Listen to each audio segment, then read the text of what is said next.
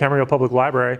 By show of hands, how many of you, does everyone know what a podcast is, first of all? Do we all know what a podcast is? Like, show of hands, most of you know what it is. I think the best analogy for me to give as far as defining what a podcast is that it's internet radio. That's the easiest way to think about it in terms of it's internet radio, but it's also on demand. So I haven't validated this fact, but somebody told me recently that POD in podcast stands for Program on Demand. That's like the acronym inside of it. And I haven't validated that as a fact, but it makes a lot of sense. So that's, I would use that as, when you're thinking about podcasts, it's kind of what it stands for. So today's presentation is titled Podcast for Business, Develop Your Brand, Build Authority, and Attract New Business. And I'm going to show you how to kind of go from A to Z on starting your podcast and getting it online, and all the considerations that need to be made to make this thing successful. So we'll get in. So who am I? My name is Justin Womack. I live right here in Camarillo, California. I am an internet marketer, a copywriter. Do we all know what copywriter means? It's not the legal, I'm not doing copyrights. Copywriting is a term for writing like sales copy. So it's basically writing for the internet as a salesperson. So I'll write email marketing, I'll write sales letters, things like that. And I manage other people's podcasts, and I'm also a podcast host of my own. And these are a couple of the shows that I work with. So we have Marketing Geeks, which is a show that I am on, and I co-host with Andros Sturgeon, who has spoken here. He actually spoke with me on LinkedIn last year, if any of you happened to be here. He was the co-presenter. He now lives in the Netherlands, and we are able to run a podcast with him in the Netherlands and me in Camarillo, California, just over the internet. And I also manage this show, which is one of my clients. His name is Matt Brawning. He runs a show called The Purpose-Driven Entrepreneur. And his show has been very successful, so I wanted to just bring it up. And I'm going to use it as an example of two different hosting platforms. Because Marketing Geeks is hosted in one that you can run for free. And then the Purpose-Driven Entrepreneur podcast is hosted in one of the paid platforms. And I'll tell you a little bit about the differences and why you might want to pay for hosting versus doing it for free. So let's jump in. So this is the iTunes rankings, and I just wanted to share this about, this is kind of cool. We were able to take, you have basically categories in iTunes where you have business as a category, and then you have subcategories. So in the management and marketing subcategory, we were able to take his podcast and my podcast and break them both into the top 10, at least for a very short period of time. Wow. These rankings are very volatile. So if you get a good enough surge, you can get up there. But right now, if you go there, we're still both in the top 50, but we're no longer in the top 10. And then actually we get number 1 for another very short period of time on that show with a very strong concerted marketing effort. So why should you podcast? This is the number 1 question that people will ask me on whether or not they want to get into this. And before I go through these, I just want to say that podcasting is one of the best ways to build an audience, especially if people don't know who you are. So if you want to build awareness around your brand, podcasting is a great way to do this. I look at this, there's 3 ways to do it. And I look at it in terms of modalities of our senses. So if you're a visual person and you don't mind being on video, I would say you can start a YouTube channel, you can go do Facebook Lives every day, you can do what you do with podcasting through video also. Some people are less comfortable on camera. So podcasting is the second best modality, in my opinion, for getting your message out there besides video. And podcasting has some advantages that video doesn't, such as people listening to podcasts in cars. And you can't really, watching videos in cars is a little bit dangerous until we get the fully self-driving cars. And even then, you still should be watching the road from what I've been reading in the news. And so basically there's that. And then the third modality would be writing a blog. So the third way of kind of doing what you do with podcasts and spreading your message would be to do a daily, like a regular blog. But what we're focusing on today is obviously podcasting, which is the hitting the auditory modality. So why podcast? Number 1 is to build authority and prestige. It's interesting, but when you become a podcast host, you can actually use this in a number of different ways, including in your bio. So if you ever have the potential to apply for a speaking gig, something like that, being a podcast host separates you apart Whether or not the podcast has a ton of listeners, it doesn't necessarily matter. It's the fact that you are a podcast host, and it's a prestige builder. You've at least conquered the ability to figure out how to put this on the internet, and a lot of people still haven't done that.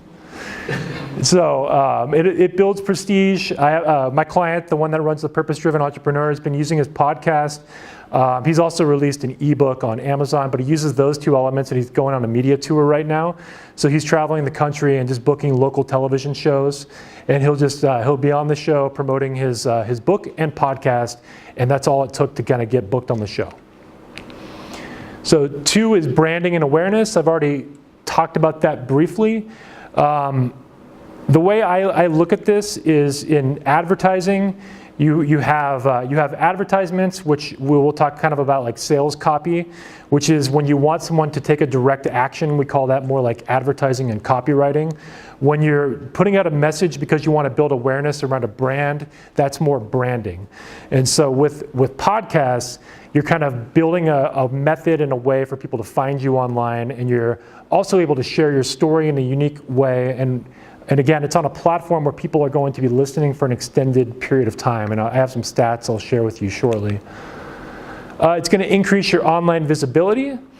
So in marketing, you've probably heard the term SEO, which stands for Search Engine Optimization, and what that means is it's how well your website or your name appears on a Google search is the easiest way to define that. It's a search engine ranking, and the #1 search engine by far is Google. Bing is like less than 1%, I think, of what Google is. So that's #2 in terms of traditional search engines.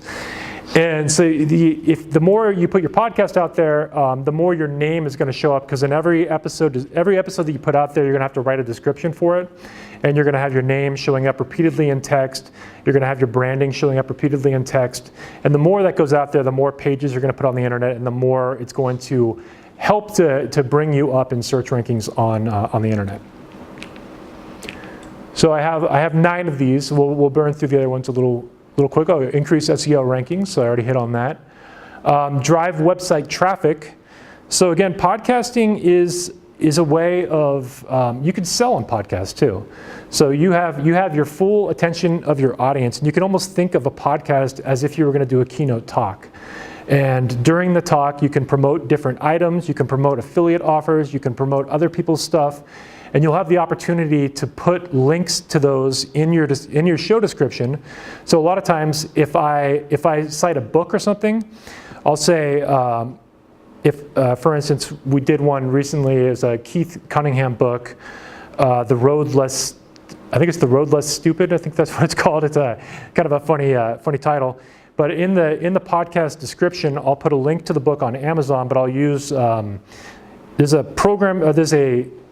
there's a software called Amazon Associates. So if you create an account in Amazon Associates, you can create affiliate links, meaning that if I drive traffic to Amazon and somebody buys that book, I can get a very small commission on the sale.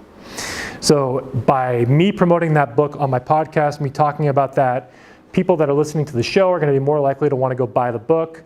And then by me driving the click to Amazon, I can take home a little tiny sliver of that sale. So the commissions used to be better on Amazon. Obviously, they do pretty well at driving their own traffic, so they don't really need outside help to do that, but they still do give away a little bit of commission on those. So if you Google the word Amazon Associates, you'll find a link to where you can set up your free account on that. And it's a pretty self-explanatory process to kind of set up an account and create links where you can get paid on promoting products, other people's products. So the next one, I think I doubled up on this. Increase online visibility. We've talked about that. Leverage your celebrity, and I'm going to put all 3 of these here, but as you put out your podcast, you're kind of creating your personal brand, not just your business brand, but your personal brand, and you can kind of think of yourself as being like a micro celebrity. So we live in an economy of online businesses where the person behind the business is taking a more front role than ever before, and a lot of these people are becoming kind of online celebrities. They are the voice of their own brand, and the more that you are able to create a persona behind your brand that attract people, the more that's going to work for you. So having a podcast is going to boost your online celebrity.